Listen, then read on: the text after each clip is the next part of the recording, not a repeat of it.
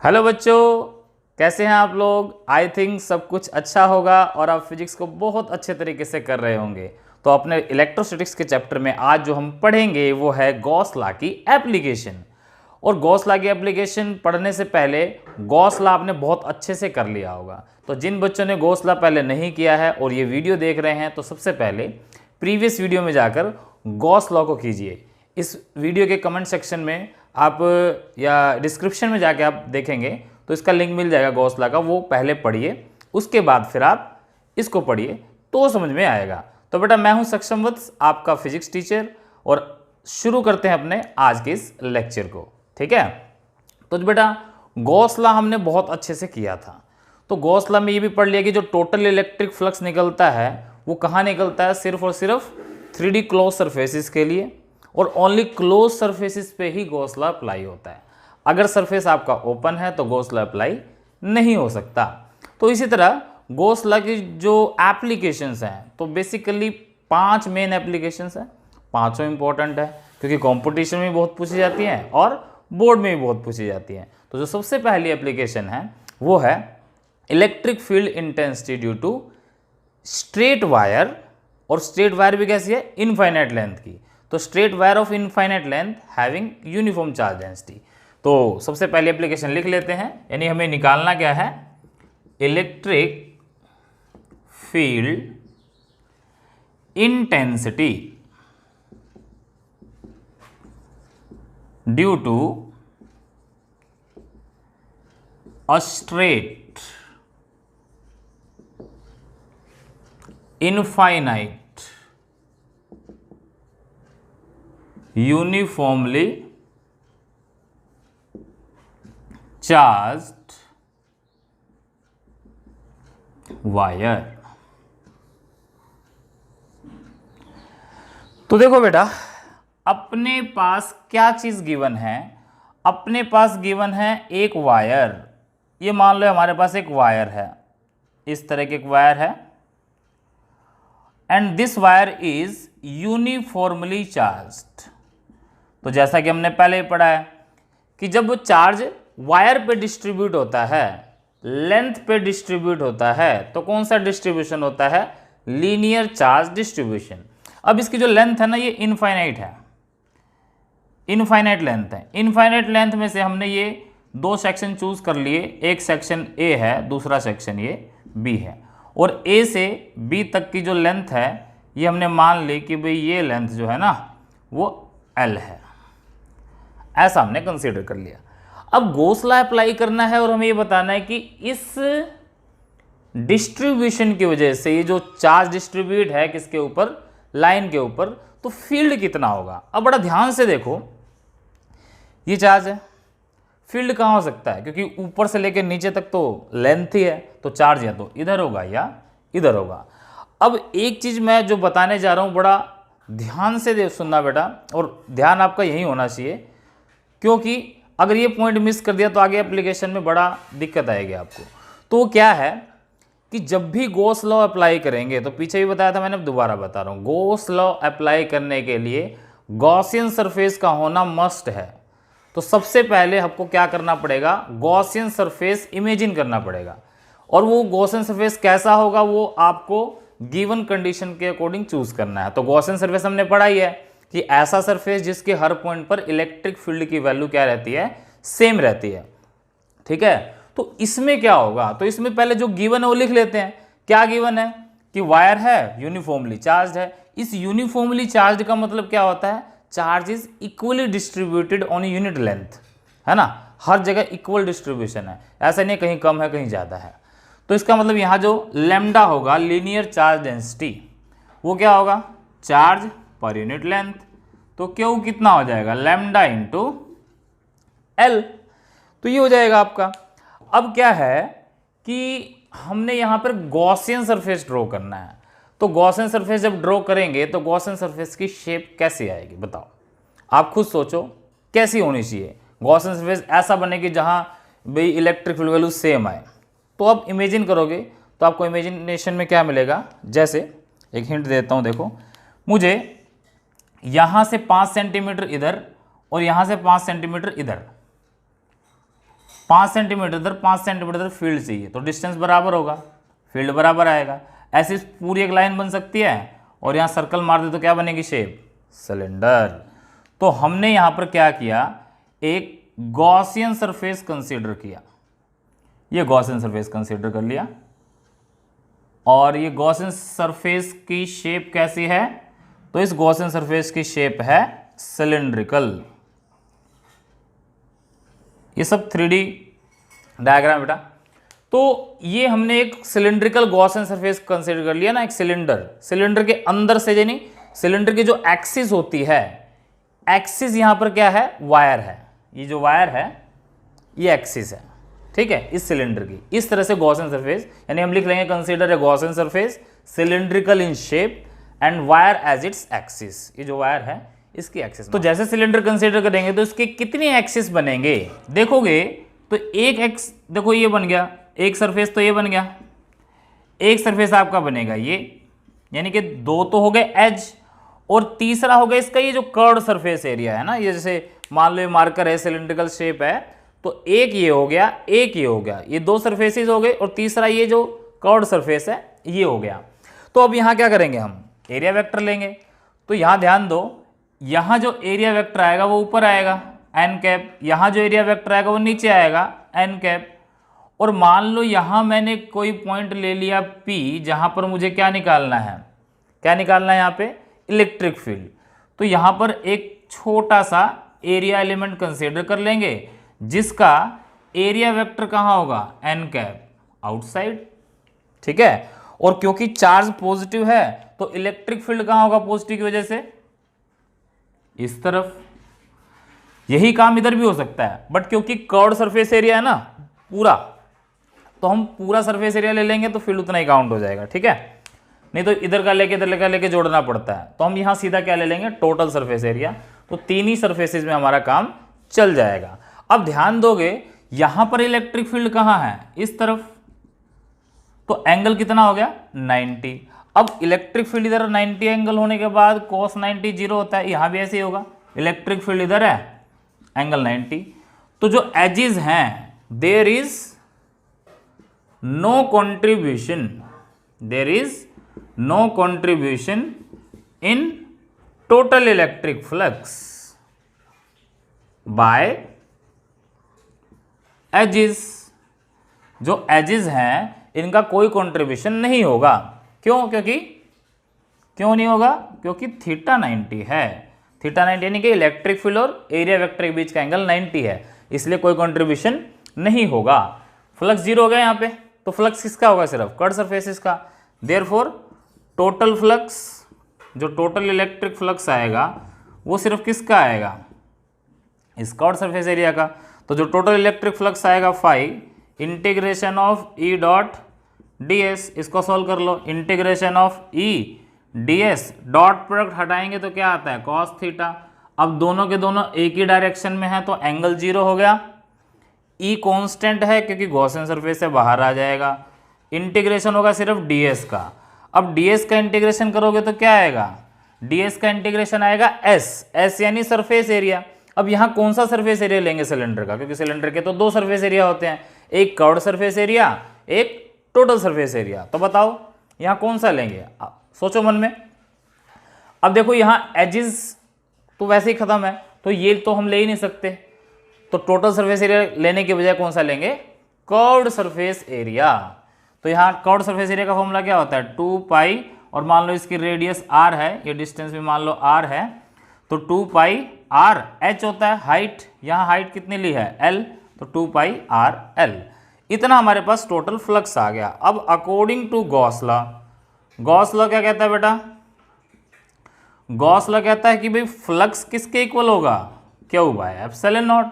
Flux कहाँ किसके equal आया है, ई इंटू 2 पाई आर एल, और ये कितना आ जाएगा, क्यू बाय एप्सिलॉन नॉट, ठीक है। तो ई कितना आ जाएगा यहाँ से, Q upon 2 pi epsilon naught r L, ठीक है।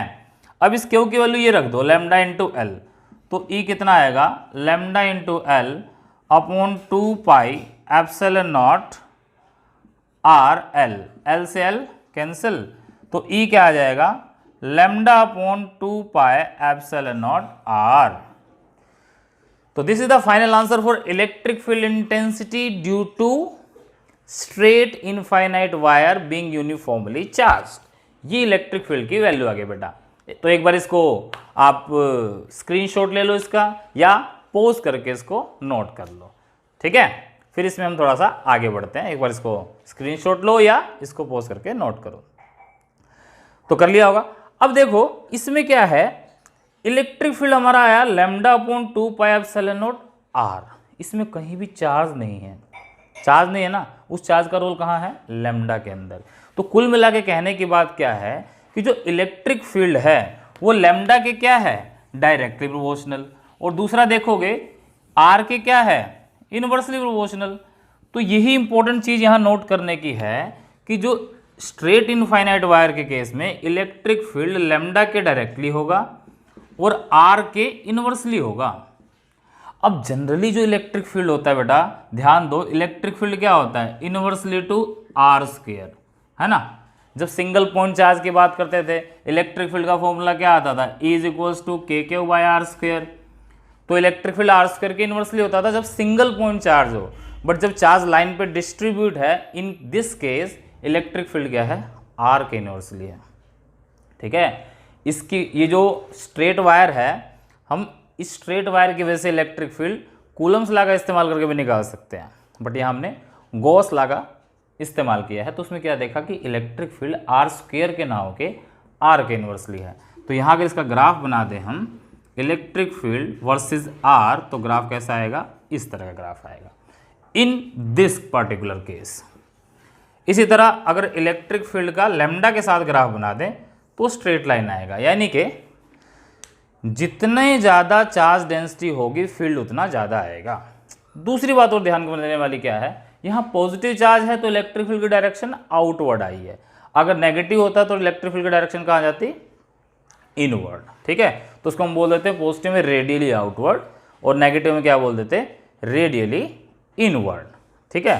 तो एक इंपॉर्टेंट टॉपिक था बेटा ये, और यहाँ ये टॉपिक कंप्लीट होता है। आई थिंक ये आपको बहुत अच्छे से समझ में आया होगा। तो अब इसका देखते हैं एक जेई एडवांस के अंदर आया हुआ क्वेश्चंस। तो अगला जो क्वेश्चन है वो जेई एडवांस का है, अभी देखते हैं। तो बेटा जेई एडवांस 2015 में एक क्वेश्चन आया। क्वेश्चन क्या आया कि हमारे पास इस तरह से कोऑर्डिनेट्स गिवन हैं और मान लो ये आपका z एक्सिस है, ये आपका y एक्सिस है, ये आपका x एक्सिस है। यहाँ पर एक वायर गिवन है और ये वायर इनफाइनाइट लेंथ की है, इनफाइनाइट लेंथ की।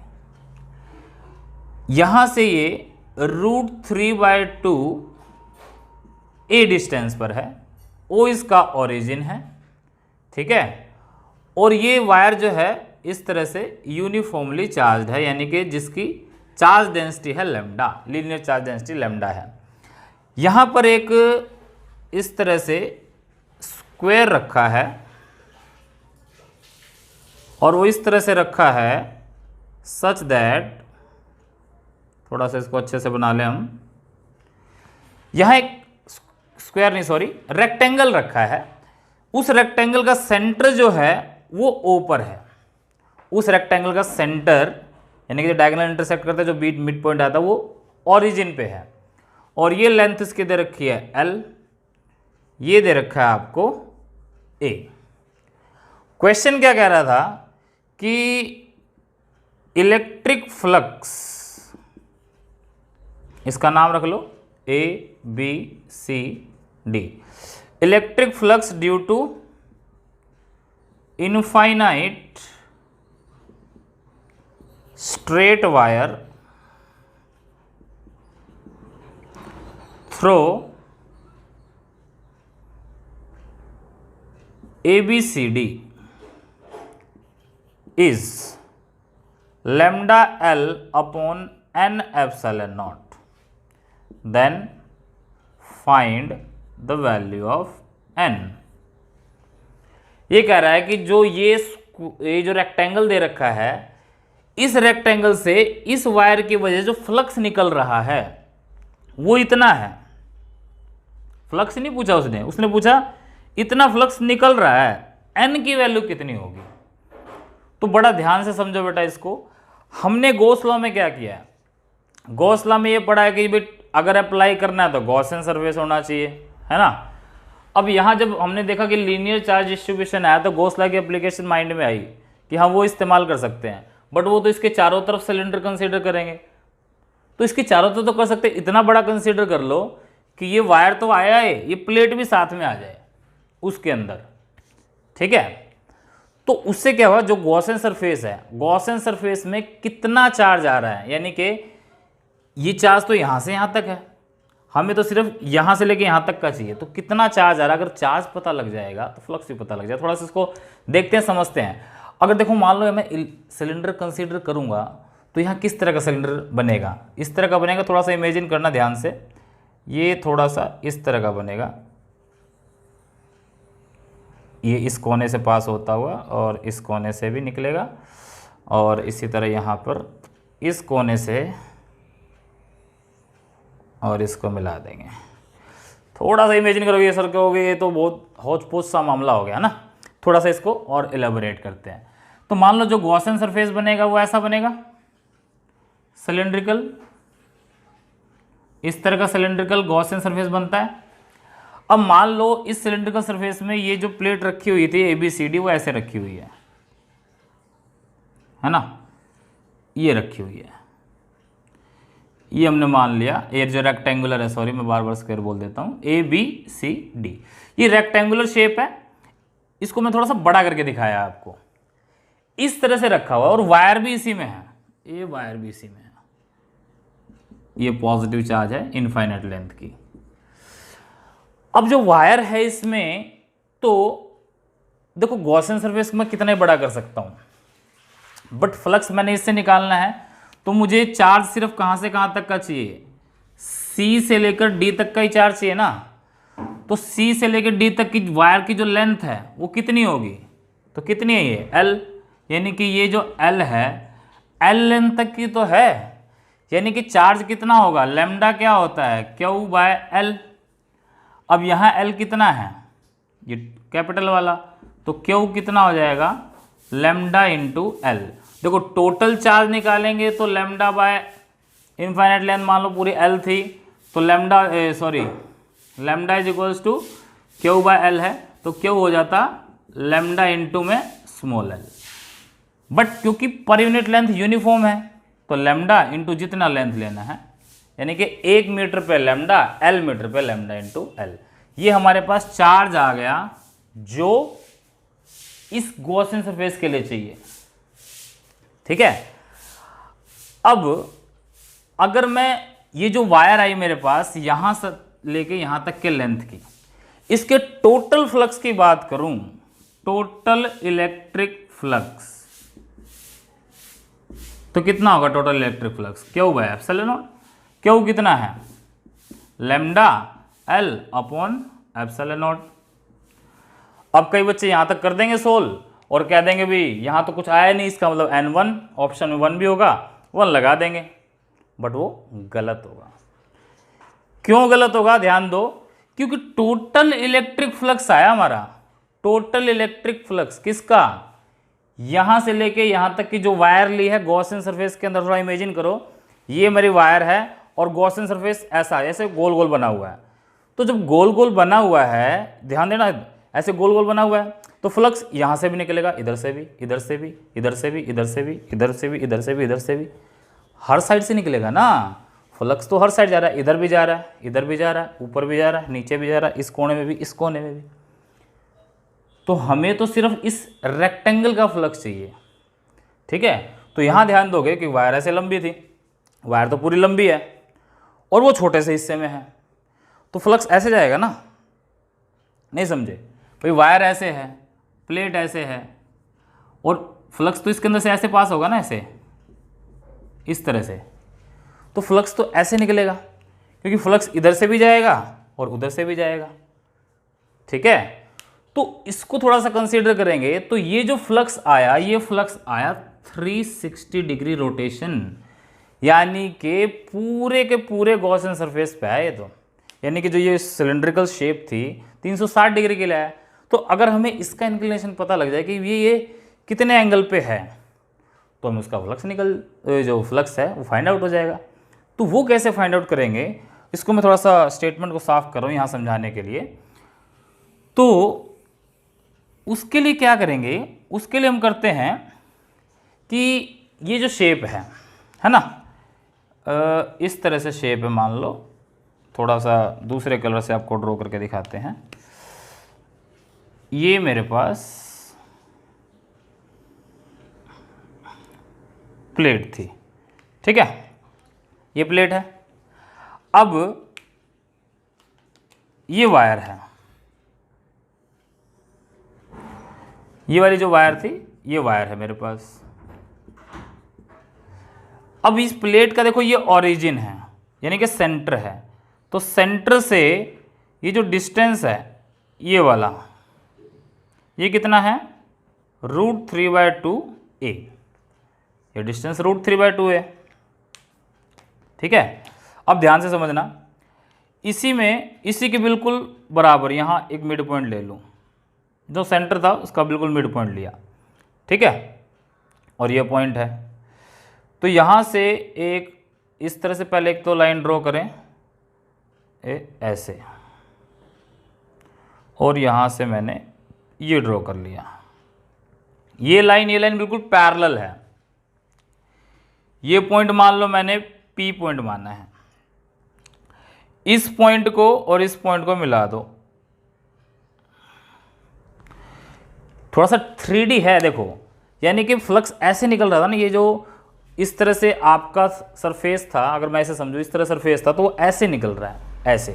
तो हमें ये एंगल चाहिए, ये टोटल एंगल ये वाला चाहिए, है ना। फ्लक्स ऐसे निकल रहा है, इधर इस कोने से भी और इस कोने से भी ऐसे निकल रहा है। तो ये एंगल पता लग जाएगा तो आंसर भी आ जाएगा, ठीक है। तो इसमें देखेंगे, अब ये डिस्टेंस कितना है, √3/2 है, और ये डिस्टेंस कितना है यहाँ से लेके यहाँ तक, ये वाला या ये वाला पूरा a था, तो ये कितना हो जाएगा, a/2। तो ये इस ट्रायंगल को मैं थोड़ा सा बाहर निकाल रहा हूँ, ये इस तरह से ट्रायंगल है, ये है √3/2a और ये है a/2। ये एंगल 90 है, ये एंगल मान लो कितना, थीटा। तो परपेंडिकुलर बाय बेस कर दो, यानी कि √3/2a upon a/2 equal to क्या होता है, tan theta. Perpendicular by base tan theta होता है। यहाँ से क्या कटेगा, देखो a से a कट गया, 2 से 2 कट गया, यानी कि tan थीटा कितना आया, √3। तो थीटा कितना आ गया, 60 डिग्री। यानी कि जो ये वाला एंगल है, ये एंगल थीटा था, तो ये एंगल, क्योंकि थीटा के सामने वाला परपेंडिकुलर होता है ना, फिर ये बेस, और 90 के सामने वाला ये हाइपोटेन्यूज, तो ये थीटा 60 डिग्री आ गया, ये वाला, ये 60 डिग्री आया, ये 60 आया, ये 90, तो ये कितना होगा, 90 60 150, तो ये 30 होगा, ये 30, तो ये भी 30 होगा, यानी कि टोटल कितना होगा, ये भी, ये पूरा एंगल 60 डिग्री हो गया। तो थीटा हमारे पास कितना आ गया, 60 डिग्री। अब हमें पता है भाई 360 डिग्री के लिए जो फ्लक्स है वो कितना है, λL/ε0। 1 डिग्री के लिए कितना होगा, λL/ε0 अपॉन 360, और 60 डिग्री के लिए कितना होगा, तो λL/ε0 इंटू 360 इंटू में 60। इसको सोल्व कर दो, 6 पे कट जाएगा। तो जो टोटल फ्लक्स आया 5 λL/3ε0, 5 इसलिए लगाया क्योंकि टोटल फ्लक्स पूरे क्यूब का तो इतना था, पूरे सिलेंडर का तो इतना था, बट इस स्क्वायर से टोटल फ्लक्स कितना आया, λL कितने पे गया, 6 पे, सॉरी, तो λL/6ε0। तो फाइनल आंसर क्या होगा, n = 6 is the right answer. तो ये बेटा जेईई एडवांस का एक बड़ा अच्छा क्वेश्चन था, इसमें n की वैल्यू क्या आ जाएगी, 6। तो इसको आप पॉज करके नोट कर लीजिए, और अगर समझ नहीं आया हो तो इसको एक बार दोबारा से रिपीट करके देख लीजिए। तो एक बार इसको नोट कर लीजिए। तो ये थी बेटा अपने गॉस लॉ की पहली application, electric field straight wire की वजह से। अब इसके बाद बचती है 4 एप्लीकेशन, ठीक है। तो 4 एप्लीकेशन में स्फीयर है, शेल है और थिन इनफाइनाइट शीट है। तो वो एप्लीकेशन हम नेक्स्ट वीडियो में करेंगे। अब तक के लिए आज तक के लिए आपका ये काम है, तो इसको नोट कीजिए। और आप नए व्यूअर हैं तो हमारे चैनल को सब्सक्राइब करना ना भूलें और लाइक का बटन ज़रूर दबाएं, और कोई भी प्रॉब्लम है तो कमेंट सेक्शन में ज़रूर डालें। टिल देन फिजिक्स करते रहिए और सुरक्षित रहिए। Okay, thank you.